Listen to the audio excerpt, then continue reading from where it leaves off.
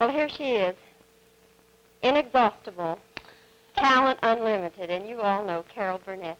Carol, thank you so much for letting us barge in on you here today. Thank you. Excuse the way I'm dressed, but I got my hair all up in the radar here for tonight's show.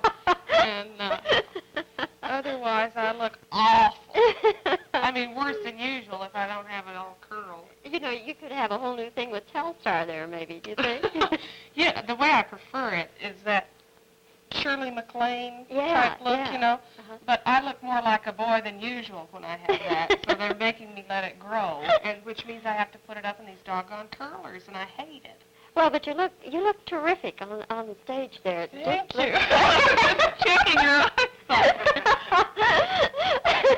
You were sitting pretty far back, weren't you, Bobbie? Carol, as a matter of fact, I was, but still, the show is so fabulous, and you're breaking records every place. Well, the audiences here are just stupendous. I can't tell you how thrilled we are to be here. Well, they love you. There's no doubt about that. Thank you. They love the whole show, as a matter of fact. Thank you. Yeah. Well, Carol, there are just so many things that we'd like to talk with you about, and our time is so limited. But one of the things that everybody wanted me to ask you, and of course I'm curious too, you know when they played the trick on you, the last Gary Moore show? Yes. Everybody says, find out what Carol really thought about it, and if it really was the trick. It was a trick. They changed the whole sketch on me at the when we were on the air. You know, I thought, well, what it was, we'd been rehearsing the sketch one way all week, and then when we got on the air, they completely changed it, and they'd been planning this for 5 weeks. And to tell you the truth, I thought Durward Kirby was crocked. I really did. I thought he was out of his skull, you know, because he's never done that to me before or anything. And the last show, I thought, well, he's been celebrating early, you know. But it was a surprise. I didn't know a thing about it. Well, when did you start kind of getting suspicious that maybe it was a trick? Not until practically the end, when I went and opened the door, and there was supposed to be an actor in a policeman's uniform standing there, and he wasn't there. And this boy is so reliable. He's always where he should be. And when he wasn't there, and Durward said, "Who is it, dear?" I said, "Nobody." And I knew then, you know, that they'd been playing this joke on me. Well, you know, I think it was just, they had to have, Carol, an enormous faith in you as a performer and a trooper to pull a stunt like that. They were out of their skulls. All they knew, I might have just walked out of the theater. Yeah, what would they have done, really? They would have ended about 15 minutes early, I think, wouldn't it? It would have served them right. But, you know, I did love it, though. After I found out what it was, when we were doing it, I was terrified. I thought everyone had gone insane. You know, and I picked the phone up off the hook, and there was no wire, and, you know, everything. Well, it was tremendous fun for the viewer to watch, and your reactions and everything. Of course, I told people all along, I said, believe me, for my money, Carol wasn't in on that thing. It had to be completely... No. Well, no, you know, it's a funny thing about the public, too. When they view things like quiz program, I won't get into that, but what I mean is game shows. Yeah. Like, there's one on now, Password. Mm-hmm. And I've been on it a few times. I love that. And they always say, well, now, come on, don't you know what words you're going to get, or don't you know?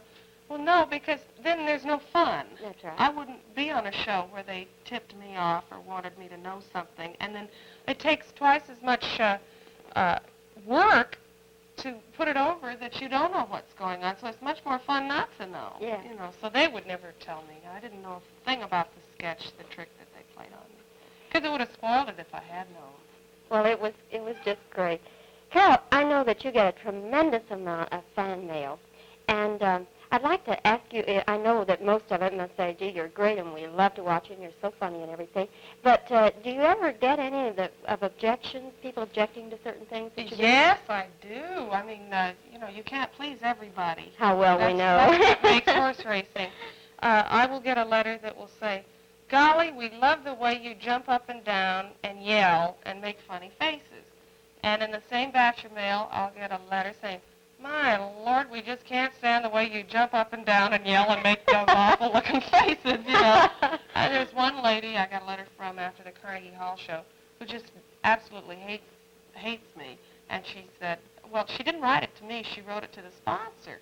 And she said, must we be inflicted with Carol Burnett all the time? She said, if she wiped her nose on her glove once, she did it 1,000,000 times.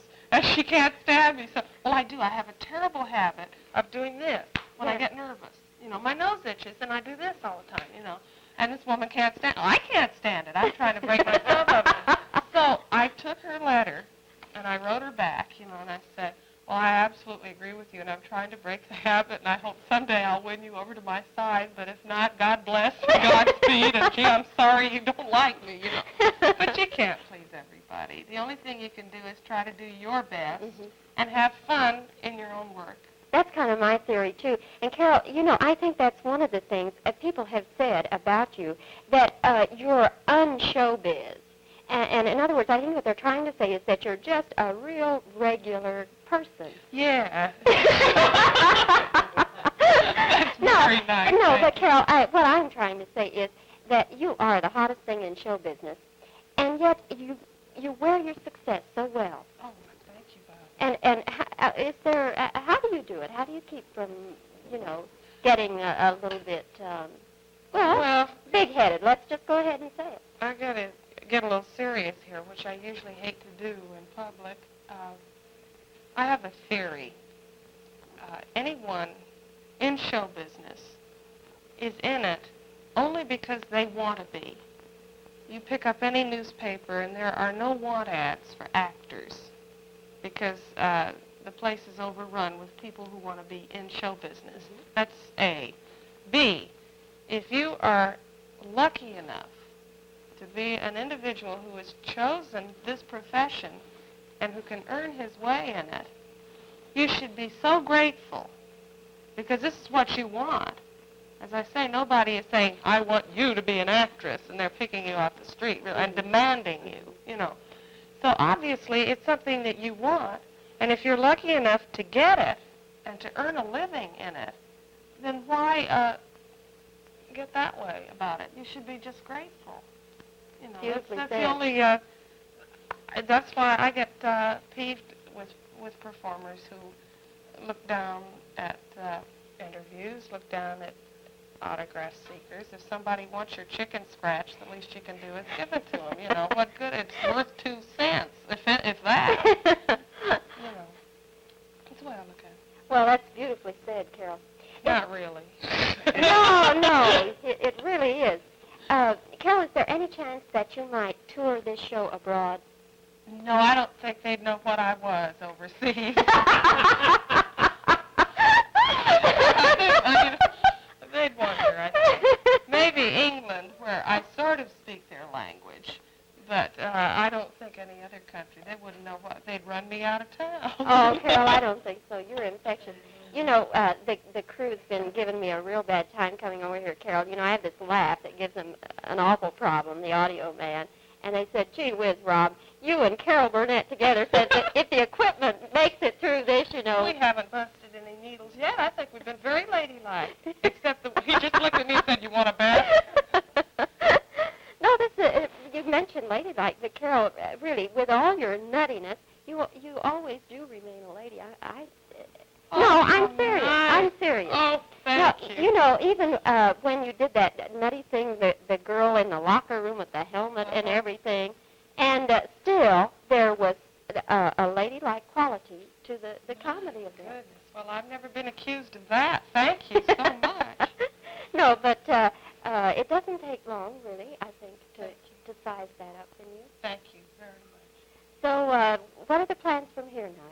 We go to Detroit and then Indianapolis and then to Las Vegas. Oh, are you? Mm-hmm. Yeah. Yes. But we're so glad we're here for 2 weeks because this has been the wildest. We just love it here. Well, you can just about write your ticket in show business, so I know that it's just going to be up and up and up and up. And Carol Burnett, we're with you 100%. And thank you, my dear. Thank you so much. You're our kind of people, Carol. Oh, bless you.